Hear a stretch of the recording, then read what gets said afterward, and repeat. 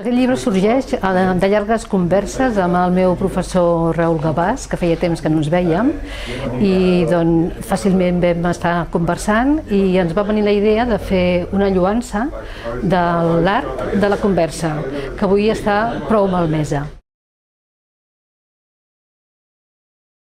Como en muchos ámbitos de la vida, por ejemplo el fútbol, tú puedes dar patadas a un balón sin más, pero puedes regatear, inventar de jugadas y llegar a un gol, y aquello es arte. Igualmente la conversación, que consta de más elementos que el fútbol, tú puedes hablar el lenguaje cotidiano, que ya hay algo de arte ya depositado, pero puedes darle a tu imaginación interior y utilizar aquello como un buen futbolista y realizar una conversación que realmente es arte. Sobre todo porque consta de muchos elementos el lenguaje, lo menos hay 20 o 30 factores mínimo, y todo esto hay que combinarlos con la imaginación. Esa combinación de elementos de la imaginación es el arte.